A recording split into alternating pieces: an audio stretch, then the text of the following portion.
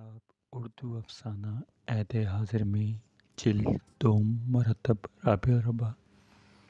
अफसाना निगार तबस्सुम ज़िया। पैदाइश 8 सितंबर 1984। मुल्तान। तालीम एम.ए. उर्दू नमल इस्लामाबाद। अफसाना सांप वाली बाजी। शफीक, तुम्हें खुदा का कुछ खौफ है? मुझे देखकर वो थोड़ा सा हिल सी गई थी और साथ में आंखें भींचते हुए उसके मुंह से जुमला निकला। मैं बुरी तरह से घबरा गया था। मेरा दिल तेज़ तेज़ धड़कने लगा। मैंने दूसरी जमात का इम्तिहान पास किया तो एक बार नई किताबों की खुशबू सूंघने को मिली जिसने दिल को लुभाया। सब कुछ पहले साल की तरह ही था। वही बोसों के साथ मुबारकबादें और दिल लगाकर पढ़ने की तलखीन, वही हम जमात, वही उस्ताद। नया था तो मेरा बस्ता, किताबें और नूरानी क़ायदा। शफीक को इस साल कुरान पाक भी शुरू कराओ। माशाल्लाह आप तीसरी में हैं, अब्बा अम्मी जान से कह रहे थे। भाई मेरा पीछे तो घर के काम नहीं छोड़ते, आप एक और जिम्मेदारी डाल दें मुझ पर। कुछ तो वक़्फ़ के बाद अब्बा फिर बोले, चलो तुम परेशान ना हो, मैं इमाम मस्जिद से बात करता हूँ। शफीक भी बाकी बच्चों के साथ मस्जिद में सबक ले लिया करेगा, दूसरे लोगों के साथ शौक़ में रवा भी हो जाएगा और नमाज का पाबंद भी। मैं कार्टून देख रहा था। अम्मी अब्बू इस गुफ्तगू के दौरान कुछ और भी नमक से देखने लगा। उफ़, एक और मुसीबत। मैं अपने अंदर ही खुद कलामी की। स्कूल के दिन मेरी कीमती याददाश्तों का हिस्सा है। तीसरी जमात में पहला दिन था, बाकी तो सब ठीक था, बस सुबह सवेरे उठने की मुसीबत। मगर क्या हो सकता था, स्कूल तो शाम के वक्त लगने से रहा, सो मुझे ही नींद कुर्बान करना थी। नई किताबों और इनकी खुशबू के साथ दिन अच्छा गुजरा और सुस्ती भी जाती रही। स्कूल से वापस आकर घर के कपड़े पहने और हाथ मुँह धोकर टीवी के सामने बैठ गया। अम्मी ने खाना सामने रखा और मेरे सर पर हाथ फेरने लगी। मेरा प्यारा बेटा आज से कुरान शरीफ पढ़ने जाएगा, फिर अल्लाह से बहुत सा सवाब हासिल करेगा। दरअसल वो मुझे राज़ी कर रही थी। इन्होंने इस काम के लिए अपने किसी ताल्लुक़ वाली के ज़रिए मोहल्ले में एक बाजी का बंदोबस्त किया था। इनकार का ऑप्शन तो मेरे पास वैसे ही मौजूद ना था कि मुसलमान होने के नाते ये काम तो करना था ही, ना करता तो मस्जिद जाना पड़ता। दोपहर के 4 बजे और मैं सिपारा पढ़ने वाली बाजी के घर पहुंचा। रस्मी हाल अहवाल हुआ, फिर अम्मी ने मेरा और बाजी का तारुफ एक दूसरे से करवाया। वह हाफ़िज़ कुरान और ख़वानदा थीं। इन्होंने चाय बिस्किट से हमारी तवाज़ो की और मुझे अपने करीब बिठा लिया। पहला दिन था। अम्मी वहीं साथ रुकी और बाजी से मुझे थोड़ा सा सबक दिया। घर की अजीब सी खामोशी के दरमियान एक गुस्सैली सी आवाज़ आई, जिस पर बाजी उठकर अंदर गईं और कुछ देर बाद नमूदार हुई। मुझे बाजी पसंद आई। रुख़सत लेते वक्त मैंने उनसे कहा, बाजी आप बहुत अच्छी हैं, मैं रोज़ पढ़ने आऊँगा।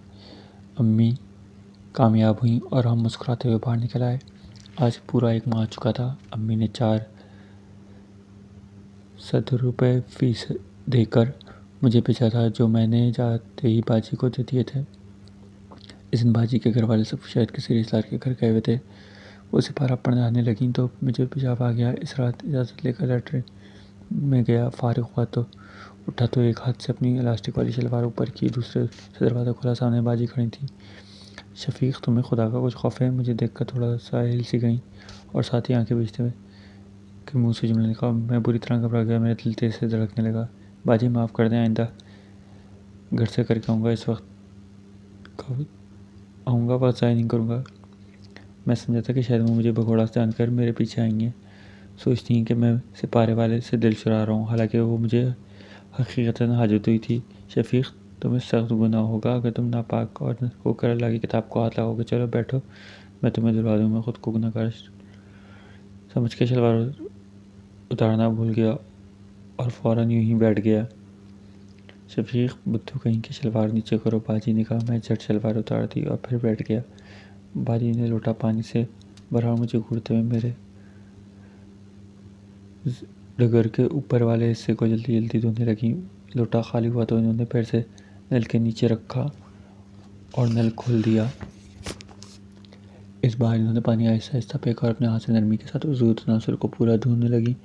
मेरा दिल मामूल से बहुत तेज धड़क रहा था। तीसरी बार लोटा भर रही थी। इन्होंने फिर वही अमल दोहराया। पेशाब की नाद سخت ہونا شروع ہو گئے۔ مجھے اس سے پہلے کبھی ایسی لذت محسوس نہ ہوئی تھی، مگر میرا سارا دھیان میرے کانوں کی طرف گیا جو گرم ہو رہے تھے۔ شاید سرخ بھی مجھے خوف تھا کہ باجی ماریں گی یا کہیں کہ امی کو شکایت نہ لگا دیں۔ میرے چاہنے کے باوجود اس اکڑاہٹ ختم نہ کر سکا۔ میں زورن بازی کی طرف نظر اٹھا کر نہ دیکھ سکا۔ اس کے بعد انہوں نے مجھے اپنے ساتھ بٹھا کر وضو کرایا۔ یہ سب کچھ بہت عجیب تھا، بہت عجیب۔ گھر پہنچنے کے بعد مجھے عجیب طرح کے خوف اور احساس مجھے کر رکھا تھا۔ میں چارپائی پر بیٹھا کر پینسل شارپ کر رہا تھا جب امی نے آواز سنی، کل سے پارے کا سبق مجھے سنانا میں ڈر گیا۔ باجی نے ضرور میری شکایت کی ہوگی۔ تمہاری باجی ایک ہفتے کے لیے لاہور گئی ہیں اپنے خالہ جات کے بیاہ میں، لیکن تم ان دنوں مجھے سبق سنا دیا کرنا۔ میری سانسیں بحال ہوئی۔ خدا کرے اب بیچاری کی شادی بھی ہو جائے۔ بڑی پریشان تھی، اسکیمہ دعا کیا کرو۔ امی نے ٹھنڈی آہ بھرتے ہوئے کہا، ہفتہ دن چھٹی کے صبح سویرے اٹھنا اور محال ہو جاتا۔ نئے ہفتے کا آغاز ہو چکا تھا۔ معمول کے مطابق اسکول سے واپس آ کر گھر کے بیٹھے کپڑے پہنے اور ہاتھ منہ دھو کر ٹی وی کے سامنے براجمان کارٹون دیکھنے لگا۔ امی نے کھانا سامنے رکھا اور مجھے یاد کروایا، آج تمہاری پارا پڑھانے والی باجی واپس آ گئی ہیں، اسے پارا پڑھنے جانا ہے۔ مجال ہے کہ تم اس پورے ہفتے میں ایک دن بھی پارے کو ہاتھ لگایا اور مجھے تلاوت سنائی ہو۔ میں نے جی امی کے کرنے والا منہ میں ڈالا اور کارٹون دیکھتا رہا۔ دوپہر کے 4 بج رہے تھے۔ وہ سخت گرمیوں کی دوپہر تھی، زیادہ تر لوگ خالی اڑا کرتے تھے۔ میں نے سپارہ اٹھایا اور چل پڑا۔ ایک گلی چھوڑ کر پہلا گھر سپارہ والی باجی کا تھا۔ میں گزشتہ ہفتے کی باتیں بھول چکا تھا۔ باجی کے ساتھ صوفے پہ بیٹھا اور اچنبے سپارہ کھولا۔ گھر کے سناٹے میں ہوا والے کولر کا شور تھا، بس شاید سب سو رہے تھے۔ تم وضو ٹھیک سے کر کے آئے ہو؟ باجی کے سوال پر میں چونک گیا، اس بات میں سڑنے لگا۔ ایک ہفتے پہلے یہ فلم میرے دماغ میں گزر گئی۔ قرآن کی تلاوت شروع ہوئی، میں ان کے پیچھے پیچھے پڑھتا رہا۔ باجی کو جانے کیا ہوا، اچانک چلانے لگی۔ کوئی شفیق، مجھے بہت زور درد ہو رہا ہے۔ شفیق تم میرے اچھے والے بھائی ہو نا؟ باجی نے کہا، میرا ہاتھ اپنی چھاتی پر رکھتے ہوئے اپنی بات جاری رکھی۔ شفیق یہاں کانٹا چھپا ہے، اسے نکالو۔ میں شہادت کی انگشت اور انگوٹھے سے دبا کر نکالنے کی کوشش کرتا رہا، مگر وہ کہنے لگی، اسے اپنے منہ کے ساتھ نکالو پلیز، مجھے بہت دکھ ہو رہا ہے۔ میں نے منہ سے نکالنا شروع کر دیا۔ میں کیا کروں، کہاں جاؤں، میری چھاتی پر سانپ لوٹتے ہیں۔ سرگوشی میری کانوں سے سنی، میں بہت ڈر گیا تھا کوئی سانپ میرے منہ میں نہ چلا جائے۔ اس لمحے باجی نے زور سے مردانا شروع کر دیا۔ ان کی آنکھیں بند سی ہو گئیں۔ وہ کہتی جا رہی تھی، میں سانپ پکڑ لیا۔ دیکھو شفیق، میں نے سانپ پکڑ لیا۔ پہلے تو مجھے محسوس ہوا میں لیٹرین میں بیٹھا ہوں، پھر مجھے ایک محصور کن لذت نے جکڑ لیا۔ میں کچھ دیر باجی کی مدد کرتا رہا۔ باجی نے خود ہی مجھے اپنے سے دور کھینچا اور شرماتے ہوئے قمیض کے نیچے اپنی رانوں میں کچھ چھپانے کی کوشش کرتا رہا۔ کمرے میں ایک چپتی سی بو پھیل گئی۔ میں نے ان کے چہرے پر ایک عجیب سا اطمینان دیکھا، جس کے بعد مجھے بوسہ دیا اور میری ذہانت کی تعریف کی۔ مجھے گھر جانے کو کہا۔ گھر پہنچ کر میں سیدھے لیٹرین میں گھس گیا۔ تیز پیشاب آ رہا تھا، پیشاب کی دھار نکلی تو مجھے جلن محسوس ہوئی۔ فارغ ہونے کے بعد پانی سے دھوتے ہوئے میرا ہاتھ سانپ والی باجی کا ہاتھ بن گیا۔